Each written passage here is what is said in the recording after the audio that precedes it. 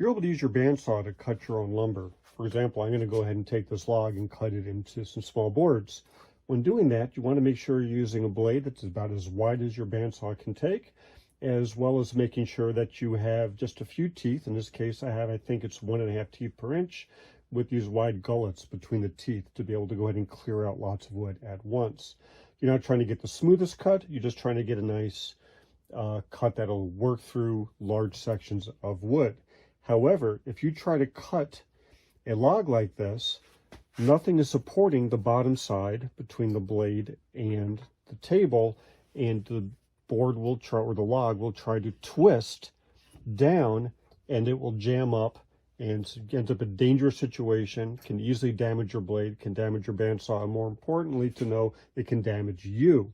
So therefore, you need to make sure that the log will not rotate as you're starting to make your cuts. To do so, and while also making sure your cuts are nice and straight, I just made an extremely simple fence. What I have is a fence that hooks over the back of the built-in fence. So this auxiliary fence hooks on top, and all I'm going to do is screw this log to this fence to make the first few cuts.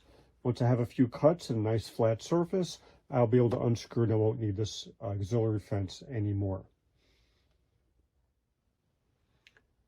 Okay, I've gone ahead and used a few screws to screw the log to the fence, and as you can see, it slides back and forth nice and easily. I'm going to go ahead, slide it over, and begin my cuts.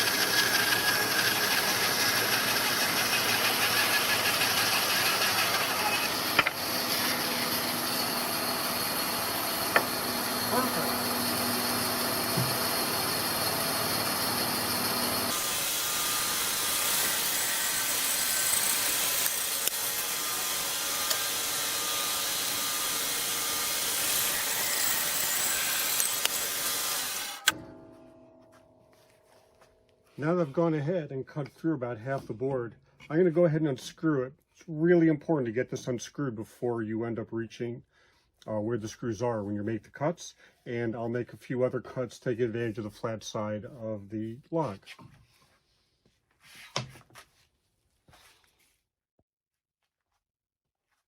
Alright, so with this half of the log, I'm going to go ahead, right along the fence, and just take off a bit on this side to make a flat surface.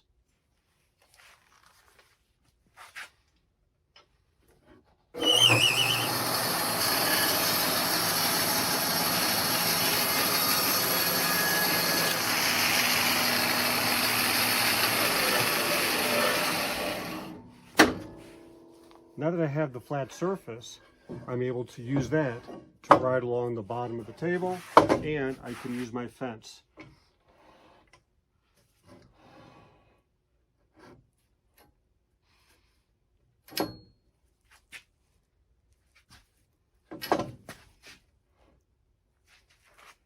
It's important to go ahead and hold the log firmly up against the fence as you make the cuts to make sure it doesn't twist and to ensure it stays stable.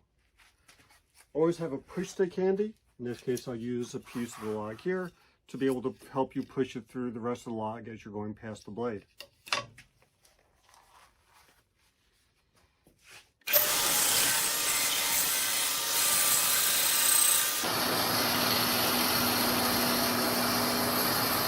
Well, there it is. I'm going to go ahead and leave this piece nice and thick so I can use it for some other projects.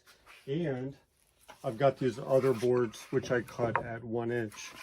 So I'm all set. Some beautiful wood out of a log that I just happened to find along the side of the road.